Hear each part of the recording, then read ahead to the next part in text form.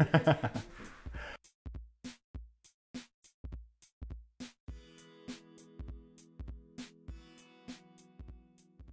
currently employed by Birmingham City Council as a Trading Standards Officer, and that involves elements of consumer advice, consumer protection, enforcing the law, taking prosecutions on people who break the law from a trade point of view. But it's mainly based around protecting consumers. So I have built up over the years, I have been employed by Birmingham City Council, a fairly decent bank of knowledge and expertise when it comes to, I suppose, business side of law and compliance. I think the reason why I felt the Lifeline programme might benefit from some of my skills is, like I said earlier, the trading standards background. I could advise or offer advice to youngsters in business, making sure that they start off on the right legal footing, just to avoiding the pitfalls that I suppose young businesses do go through. I think an important start, a good start is important. So I felt that that was one thing that I could actually bring to the programme. And some of the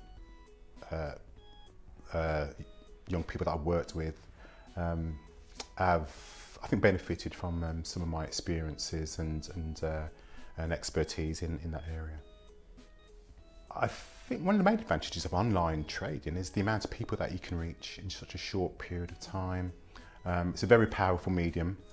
If it's used in the right way, it can be destructive, but it also can be very, very rewarding if it's used correctly. When I was growing up, none of this was was around, and I'm always amazed on how much technology is out there, and how people can just be. I could be sitting here talking to you, and this recording could be broadcasted to the other side of the world, and live or within seconds after it being recorded. So yeah, it is a powerful medium. But like anything, it needs to be used in the right way.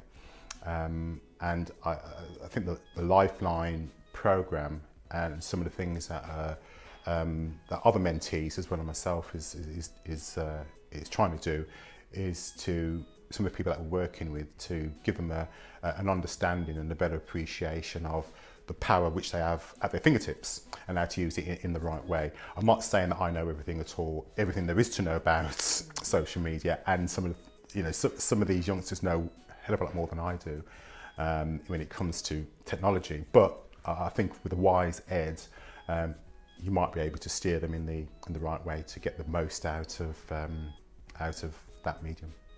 The law, setting up right from the word go, things like, an example, trademarks. People would think that, or some people might think they'd be able just to copy a design and just run with it. They see somebody with an interesting logo on a bit of merchandise, they might think it's okay for them just to copy that, put it on a t-shirt and run with it. That can be quite damaging to any business, especially if the brand owners find out that it's happening. Something as simple as that, and saying, well, no, if you want to put a design on a t-shirt, make it your own, make it original. And one of the guys I've been working with, I was able to steer him away from that side of things and to be more original in some of his thought patterns. It belongs to him if he comes up with a design, and he can then do what he needs to do to make his business a success. Also, I've been able to advise other mentees how to protect their intellectual property. Again, that's another big area that people tend to be concerned about. They come up with a design, it's so precious to them, it's part of them, A lot of work and effort has gone into it. How do they protect it? How do they stop people from stealing what is theirs? I've been able to, hopefully been able to steer people in the right direction now to protect some of their intellectual property, their designs, you know, so that it could hopefully pay dividends for them in the long run.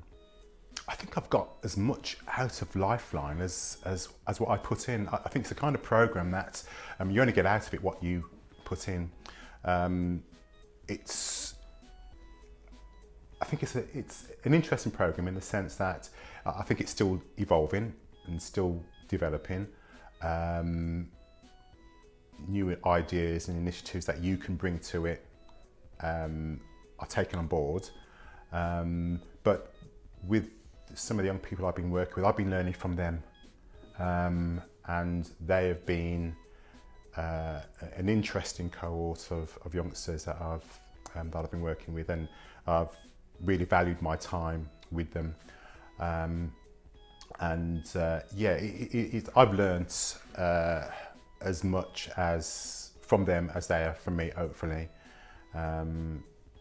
I think that's been a valuable period of time, and I've actually enjoyed working on a Lifeline programme, and I'd like to continue to do that as if you know, where I'm needed. I think success is what it means to the individual.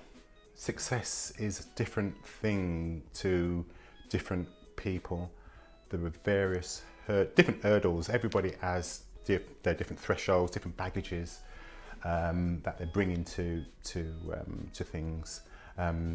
So success is measured in 1,000 different ways. That's how I see it. Success to one person could be being able to turn up to an interview on time and to get through an interview.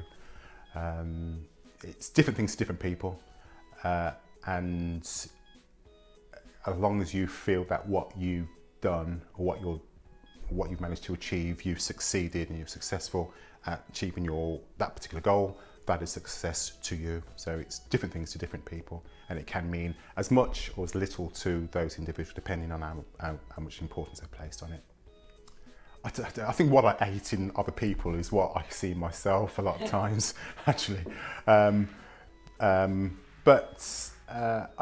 think waste of talent, waste of ability. I mean, again, some of those things I can identify within myself, which is why I suppose, especially people who you've been working with, people who are close to you and you know they have potential, and they're not realising that potential. I think that upsets me. It's things that I perhaps would see and not like about myself, and those are the same traits that I would perhaps see in other people that I'm working with, perhaps on this programme, and I think, wow, that's such a waste. I could say world hunger and world peace, and how are we going to solve the energy crisis? But no, I think if something's going to keep me awake, it'd be something fairly simple, like falling out with my newest and dearest, and now I'm going to make it up to her, or if something's not right with one of my children. Those are the things that tend to keep me awake, where people that I love and that are close to me are not where they should be. I think my superpower would be the ability to, this is going back to one of these kind of corny answers, which you probably laugh at later on. It would be to solve world hunger and famine, and people in certain parts of the world not having food to eat, going to bed hungry, children not eating, malnutrition, things like that. My superpower would be to, with a wave of my wand or whatever, to make sure everybody has got enough to eat. I think in that it's creating an equitable society. The fact that the West has so much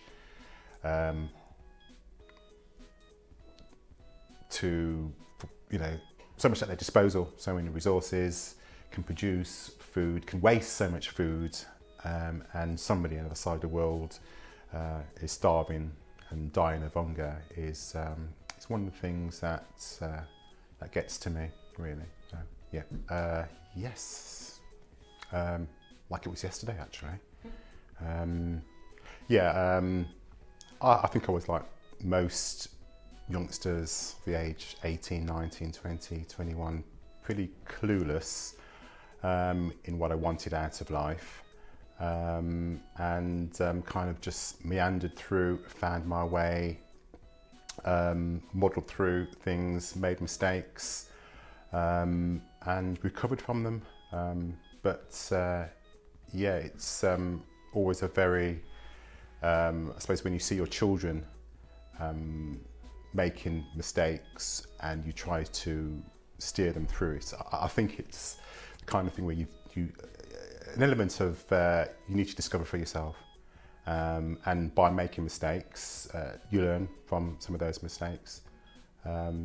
So yeah, pretty much the standard youth I seem to remember, and just very I suppose enjoyable from a family perspective. I had a very supportive family, so on the occasions where mistakes were made, there were people to kind of pick up the pieces, not necessarily to guide me in whatever direction they felt I might have been going, I should be going into, but just to pick up the pieces after mistakes were made. I wish that somebody actually told me to be more adventurous, and going back to the mistakes thing, be prepared to make mistakes, to take risks, because I think it's only through breaking a number of eggs that you end up with a perfect cake. Through taking risks that you achieve things that you perhaps felt that you weren't capable of, and extending yourself, getting yourself out of your comfort zone.